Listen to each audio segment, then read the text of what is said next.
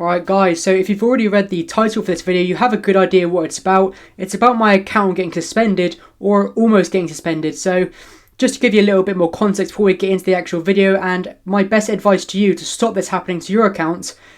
A couple of days ago now, I actually got a message from Amazon saying that they were going to suspend or kind of block me from selling on Amazon because I actually violated one of their policies, which they take quite seriously. So if you want to know more about that and how you can avoid this happening to you, stick around to the end of the video. But without any further ado, so I can explain this to you in detail, let's get into it.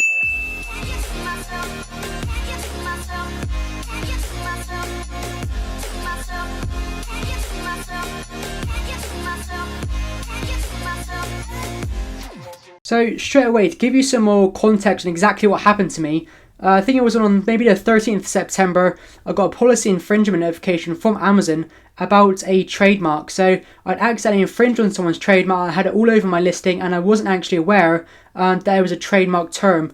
To be honest, I kind of knew something was wrong, and it was definitely my own fault for using the term in the first place and not being more cautious.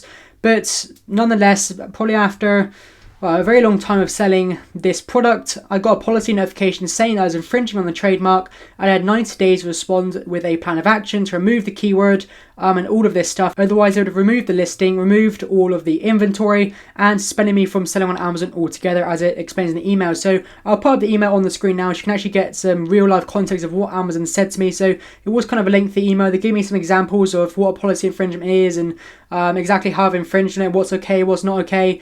They gave me the listing that it was in fault, and then they didn't actually specifically tell me what keyword I was infringing upon, but I already kind of had a good idea when they said it that it kind of might be this keyword. But they actually gave me the contact details of the person who filed the complaint, which in the past I've actually heard they haven't done this. It's been very, very difficult for people to sort out these situations. So I was kind of lucky on my part that they did give me their details, and in the email of the person who complained, it was info at, and then I had the keyword like infringement.com or something. So the keyword was already in the email they sent, so I knew exactly what the keyword was, even though they didn't directly tell me. But even if I didn't get the contact details of the person who directly complained, I would have known what it was anyway. I would have known the keyword, and I would have kind of known how to deal with it. So they gave me 90 days to sort it out, which was quite a long time. I wasn't too worried at this point, so I thought, okay, I know what it is, I can sort it out, I can remove it, everything will be very, very simple. So I went into my listing immediately, probably 5-10 minutes after receiving the email. I removed the keyword everywhere, just completely took it out. Did actually everything I could, wrote a 2-3 page plan of action. I was never going to happen again.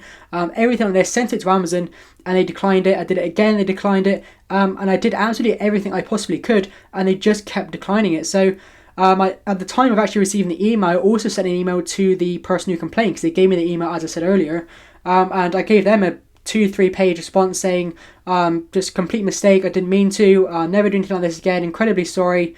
I removed it everywhere. I'm no longer using this keyword just like anywhere on my sites. Sent them an email.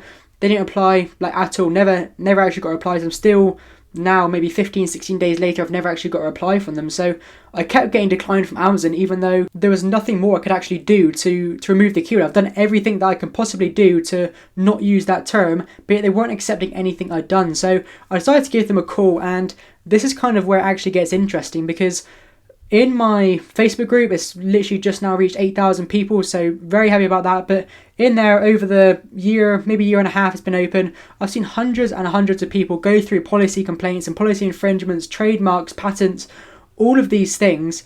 And in different situations, Amazon seem to be more or less helpful. And probably on the vast part, I'd say most people would say that Amazon seller support is actually terrible. They're really bad, they don't help. But I've got to be honest here, that the past year and a bit, more than a year I've been selling on Amazon, every issue I've ever had of a policy complaint, with a listing violation, with absolutely anything, it's been sorted out quite quickly. I've never ever had an issue with dealing with Amazon at all. And I'm not saying that Amazon are easy, because I've dealt with my students and other people who've had these kind of problems, and I know how difficult they can be. But just in my personal experience, I've actually found them to be really easy, really simple, easy to talk to, and they've kind of just sorted everything out I've ever wanted. So they've actually been very good to me, which I'm quite grateful for. But after calling them and explaining the situation and saying I've done everything I can, I don't know what more you want me to do, the guy on the phone, he was also very helpful, very knowledgeable on the actual situation, which was very, very lucky for me. He actually just said, well, have you messaged the people, because we've given you the email, have you contacted them? I said, yeah, I've contacted them, I sent them an email, I've done everything I can to remove the remove the trademark term from my listing, and I can't do anything more.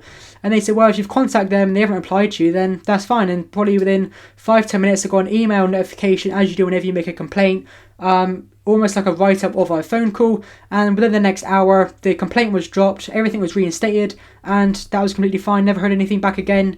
And it's been about 2 weeks now. So it was actually very, very easy to sort out. I just did what they said, and they kept denying my email requests. So every time I actually have had a serious issue with Amazon, email doesn't seem to be the way to go. Whenever I've actually got on the phone, I've got a much more clear and accurate representation of what's happening and be able to actually sort it out much, much faster. So my recommendation to you would be, if you ever do actually have a serious issue with Amazon, always try and get on the phone. And I know some of you watching this have got on the phone. You've been on the phone every single day and still not had issues sorted out.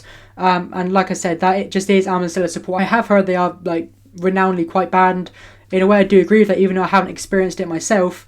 But definitely do get on the phone with them and just learn from my mistakes, that even if it's not your main keyword, it's not your secondary main keyword, just every keyword that you might think is a bit iffy or is a bit just anything, just run the checks on it just in case. Because for me, just losing that amount of income that quickly, if they did suspend my account, it wasn't worth the 5-10 minutes to check a keyword.